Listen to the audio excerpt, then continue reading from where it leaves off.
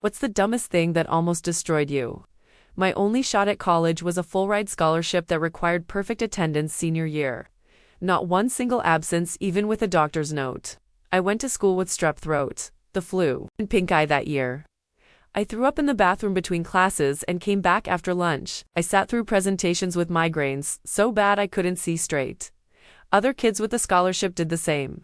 This whole group of us dragging ourselves through the hallways like zombies, terrified of losing our futures to a sick day. My friend lost her scholarship when her mom kept her home for a family funeral.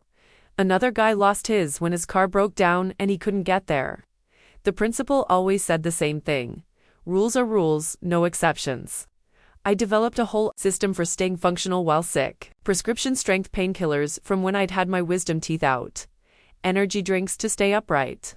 Changes of clothes in my locker for when fevers made me sweat through shirts.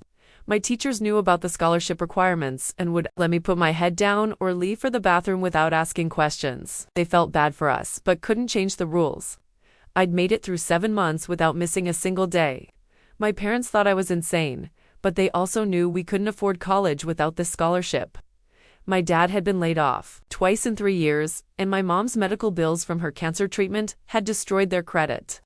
This scholarship was literally the only way I wasn't going to be stuck in our dying factory town forever. Some mornings, my mom would look at me shaking with fever at the breakfast table and start to say something, then stop herself because we both knew what was at stake.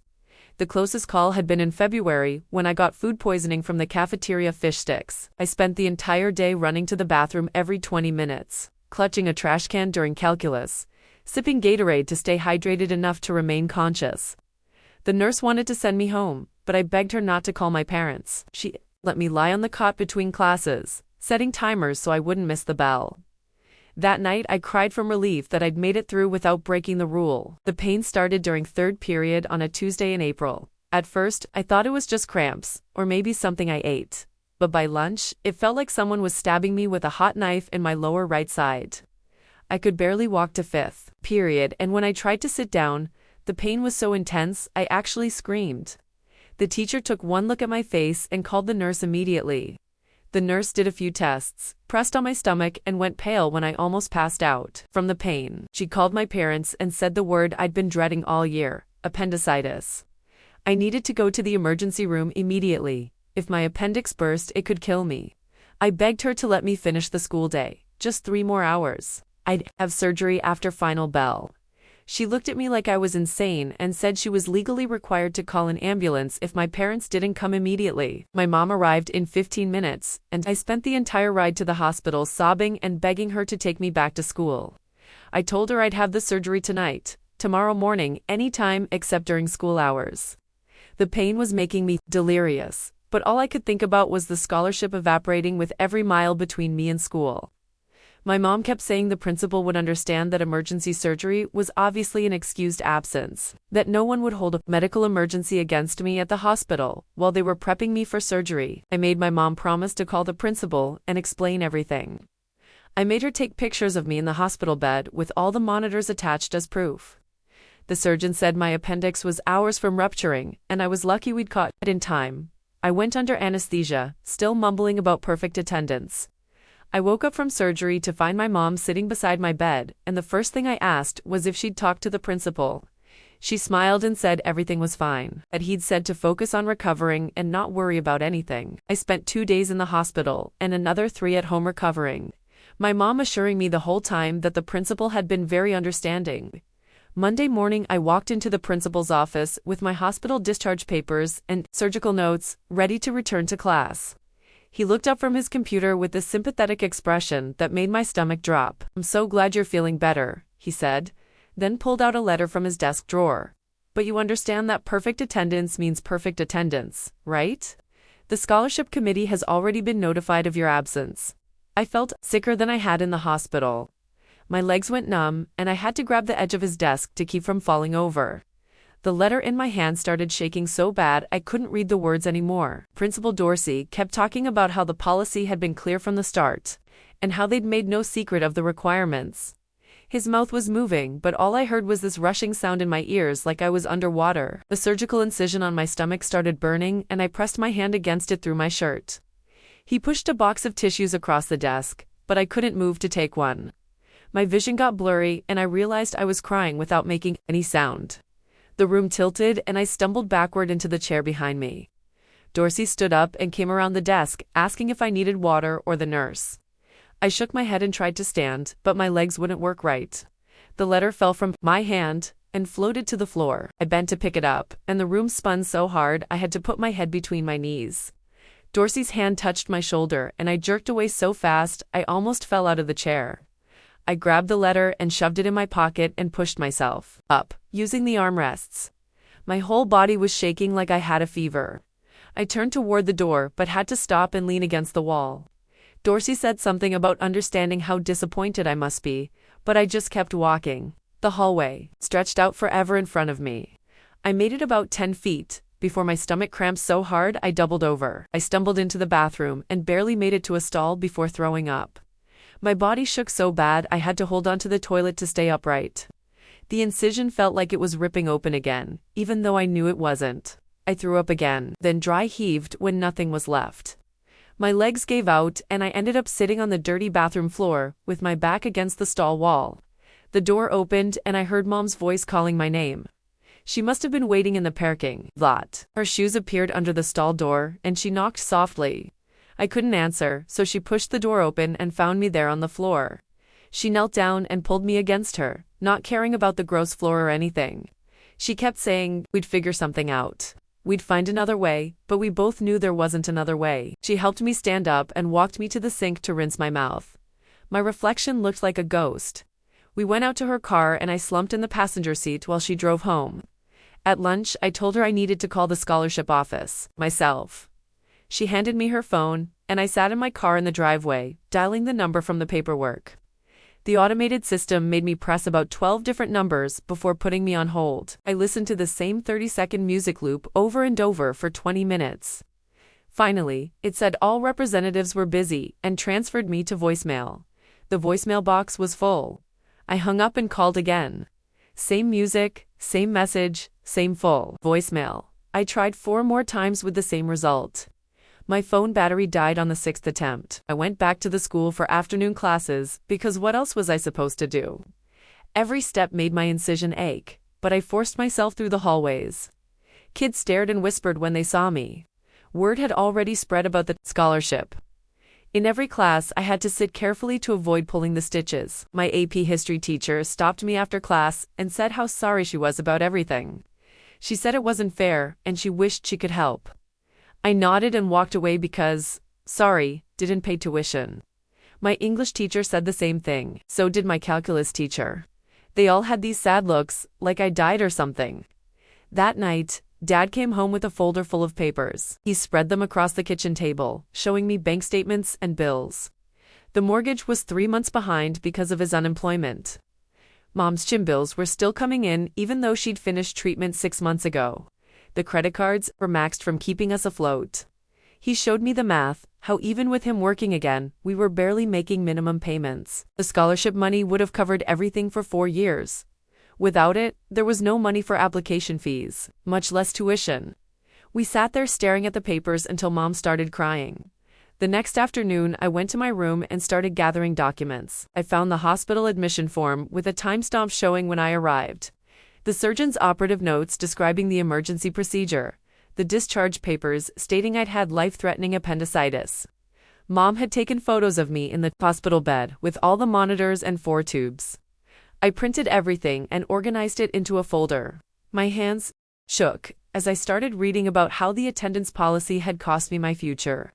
I talked about going to the school sick and how other kids had lost scholarships for funerals and car trouble. I got through all 2 minutes without crying, even though my legs felt like jelly the whole time. When I sat back down, the room stayed quiet for a few seconds before some people started clapping and others just stared at me.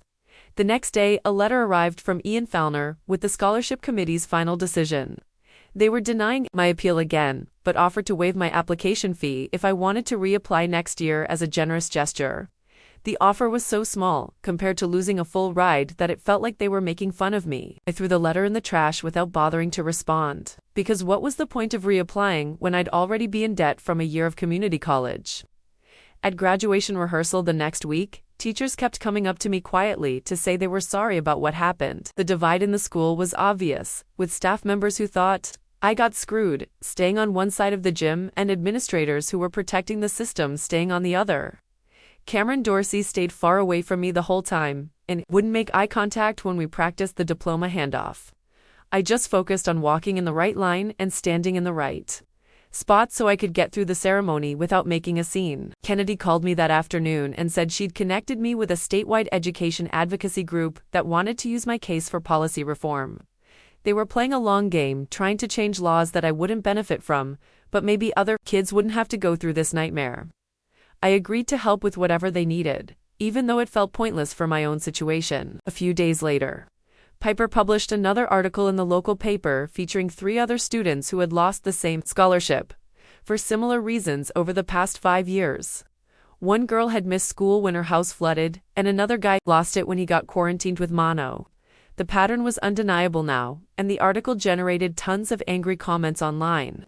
The school district sent out a press release saying they were reviewing the policy, but everyone knew that meant nothing would actually change. When final grades got posted online, I'd managed to pass everything and would officially graduate, even though my GPA had dropped enough that I lost my honors designation.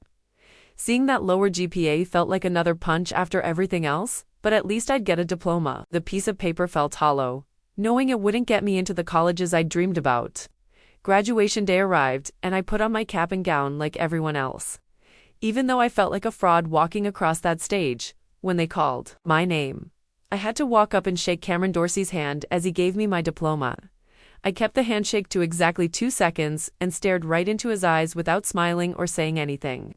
He looked uncomfortable and quickly moved on to the next student, which gave me a tiny bit of satisfaction in an otherwise miserable day. The Monday after graduation, I started looking for work and found a job at a warehouse on the edge of town that paid $12 an hour with overtime available most weeks. My first day, I showed up at 5 o'clock in the morning and spent 8 hours loading boxes onto trucks until my back screamed and my hands were raw. Even through the work gloves, that night, I took half my paycheck advance and stuffed the cash into an old pickle jar I'd cleaned out and labeled college with a piece of masking tape.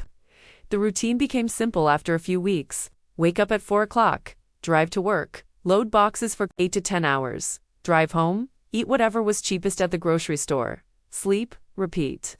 The jar filled slowly, $20 here, $40 there, sometimes $60 when I got a full week of overtime. I did the math one night and figured out at this rate, it would take me 4 years just to save enough for 1 year of state college tuition, not counting books or housing or food.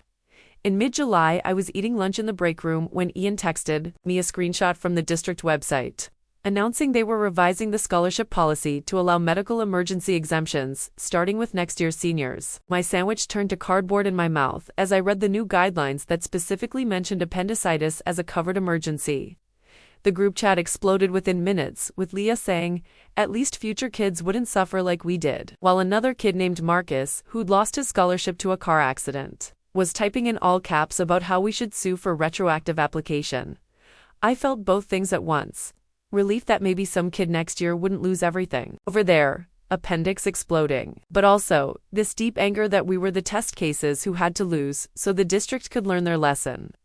Why would Cameron Dorsey use a Star Trek quote to justify ruining a kid's life? Makes me wonder if he actually believes his own words, or if he's just reading from some administrator script he memorized years ago. Piper kept writing articles about our situation, and in early August, a small community foundation reached out, saying they'd read her pieces and wanted to offer me a 1-semester book grant of $500. I accepted immediately and thanked them 3 times in my reply email, even though $500 wouldn't even cover half my books for 1 semester. Every bit helped though, and I added the check to my jar, which was getting heavier, but nowhere near heavy enough. By September, I'd saved enough to enroll in 2 night classes at the community college. Introduction to Psychology and English, Composition, both required for any 4-year degree. The warehouse let me adjust my schedule to leave at 3:30 to catch the bus that took 90 minutes each way with all the stops. I did homework under the flickering lights during my lunch break, wrote essays on my phone during the bus ride, studied flashcards while boxers moved down the conveyor belt. My social media feeds started filling up with everyone posting pictures of their dorm rooms and videos from college parties and football games. I muted most of them one by one, not because I was angry at them, but because seeing the life I was supposed to have was like pressing on a bruise that wouldn't heal. Kennedy sent me an email in early October inviting me to speak on a panel about education policy reform at the state capitol, saying my story could help change things for other students.